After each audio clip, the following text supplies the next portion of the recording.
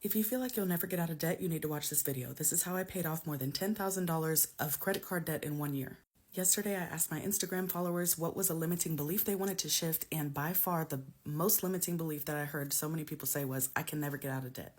You absolutely can get out of debt. You need to make a plan, and once you have that plan, you're going to feel empowered that you actually can do this. So let's show you what a plan even looks like. Number one, like everything else, this does have a mindset aspect that you're going to have to address. Getting out of debt means that you're going to have to prioritize future over present. You're going to have to prioritize the future freedom and money that you're going to have when you get out of debt. You're going to have to prioritize that over the present and what you currently want presently. You're going to have to find ways to not overspend. You're going to have to find ways to sacrifice so that you can get out of debt. Number two, you got to decide, do you want to do the snowball method or the avalanche method? The snowball method is going to list your debts in order from the smallest to the largest balance. Okay, this one is really good because it can give you some quick wins when you pay off those smaller balances first. If you are a person where it's hard for you to stay motivated, the snowball method might be for you, and honestly, this is what I used to get out of more than $10,000 of debt.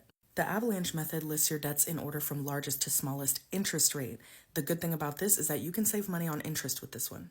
This one is good if you have a lot of high interest debt because you can go ahead and knock those out first. But the con here is that it might take you longer to get your first win because that highest interest debt might also be your highest balance. Here's an example of the snowball method. So you'll see that I put all of these debts in order from smallest to largest balance. You'll see here we have the balance, the monthly minimum payment, and the interest rate.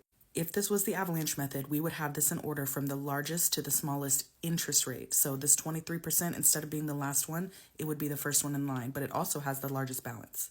So how this works for both methods, like the method only determines the order that you put it in, okay? But for both methods, you're going to pay the minimum payment on all of your debts throughout this entire process.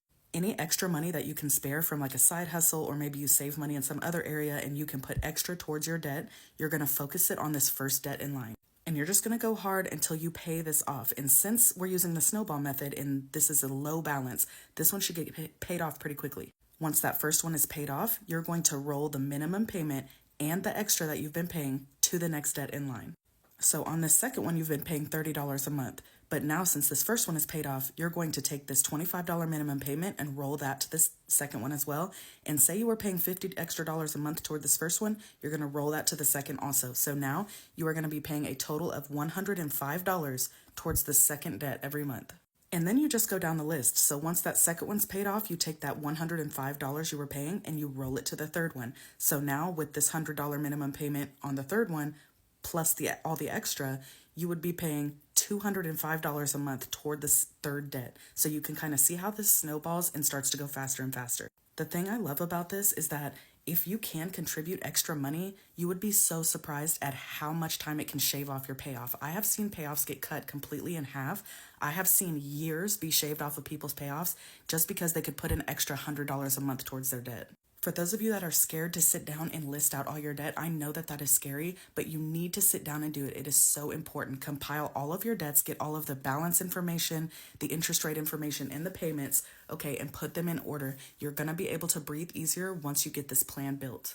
The hardest part is looking at those numbers for the first time, but once you can make a plan, everything kind of falls into place and you feel much better. I do have a debt calculator in my bio if you want to go and grab that, or you can look it up on Google, whatever you want to do, but go make a commitment to yourself that you are going to list all of your debts and you are going to go make one of these plans for yourself and see what you can do with it. The end result is so worth it and future you is so worth it. You got this, friend.